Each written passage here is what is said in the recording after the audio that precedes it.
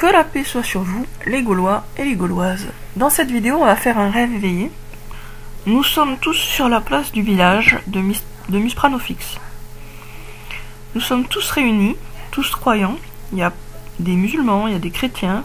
On a tous le même objectif. Et on est assis, on forme un cercle.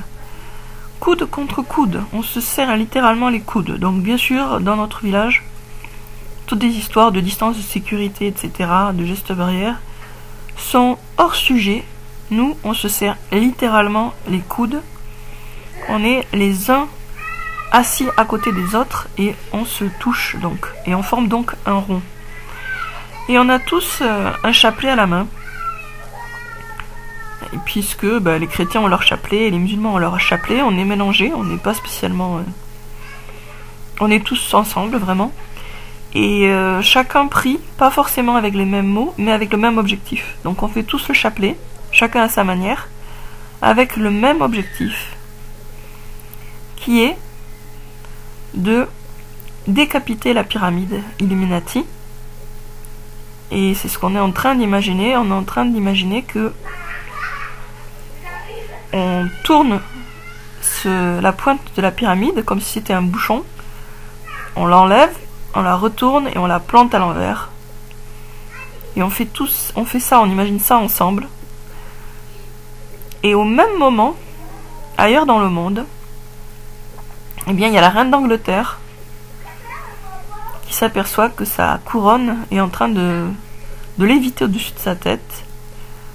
Et sa couronne se retourne, les pointes vers le bas, et se plante dans sa tête. Bon, comme la couronne est un peu plus... Oui, se plante dans sa tête, se plante dans son crâne.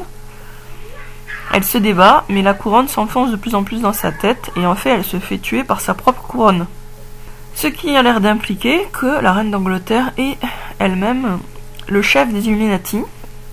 Alors, je n'en suis pas sûre, mais je l'ai lu. Et en tout cas, ce rêve-là, dans ce rêve-là, elle l'est.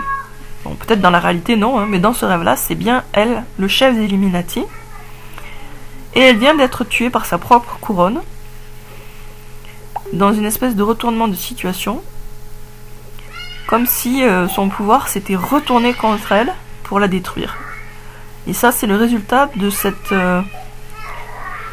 ces invocations qu'on a fait tous ensemble dans notre village, ailleurs, hein, donc. Notre village de Muspranofix, on était tous réunis, coude contre coude, serrés les uns contre les autres, solidaires et unis, dans cette volonté de décapiter la pyramide Illuminati. Et on a réussi. Du coup, là, on voit la pyramide qui est en train de s'autodétruire, de se fissurer, comme une télé qui implose. Elle est en train de s'effondrer vers l'intérieur. Un peu comme une espèce de volcan en éruption, mais au lieu d'exploser, qui imploserait. Voilà, bon, pour aujourd'hui, je resterai avec ça. J'espère que vous allez bien imaginer vous aussi. Il faut qu'on imagine notre victoire. Il faut qu'on la rêve avant de la réaliser et pour la réaliser.